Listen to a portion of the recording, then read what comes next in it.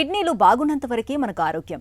ఏ కారణంగానైనా కిడ్నీలు దెబ్బతినడం మొదలైతే ఇన్ఫెక్షన్లు, వ్యాధుల ముప్పు పెరగడంతో పాటు మొత్తంగా ప్రాణాలకే ప్రమాదం ముంచుకొస్తుంది. అయితే కిడ్నీలు పాడవటం అనేది ఉన్నట్లుండి ఏమీ జరగదు. కిడ్నీలు దెబ్బతినడం అనేది ఏళ్ల తరబడి కొనసాగుతూ ఉంటుంది. ఈ క్రమంలో కిడ్నీ జబ్బు తాలూకు సంకేతాల్ని శరీరం మనకు ఏదో ఒక రూపంలో తెలియజేస్తూ ఉంటుంది. ఈ లక్షణాలను మనం సకాలంలో పసిగట్టగలిగితే కిడ్నీలను మనం చాలా వరకు కాపాడుకోవచ్చు. కిడ్నీ జబ్బుల హెచ్చరిక సంకేతాలు ఎలా ఉంటాయో ఇప్పుడు తెలుసుకుందాం.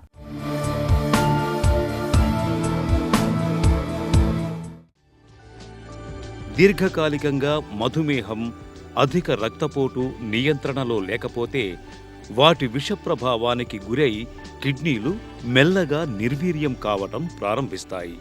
కిడ్నీల పనితీరు మందగిస్తున్న కొద్దీ మనలో కొన్ని ప్రధాన సంకేతాలు కనిపిస్తాయి. రక్తపోటు పెరుగుతుంది, మూత్ర పరిమాణం తగ్గిపోతుంది, రక్తహీనత వచ్చేస్తుంది, ఆకలి సరిగా ఉండదు, క్రమంగా బరువు తగ్గిపోతారు, ఎప్పుడూ నీరసంగా నిస్సత్తువగా ఉంటారు, కాళ్ళు చేతుల్లో వాపులు కనిపిస్తాయి, నడుము వెనక తరచూ నొప్పి వస్తుంటుంది. కిడ్నీలు దెబ్బతిన్నప్పుడు రక్తంలో విషతుల్యమైన వ్యర్థాలు పెరిగిపోతాయి. అది ప్రాణాపాయ పరిస్థితికి దారితీసే ప్రమాదం ఉంది. అందుకే కిడ్నీల ఫెయిల్యూర్ బాధితులు సాధారణ జీవితం గడపాలంటే వైద్య పరికరాలతో తప్పనిసరిగా రక్తాన్ని శుద్ధి చేసుకోవాల్సిందే.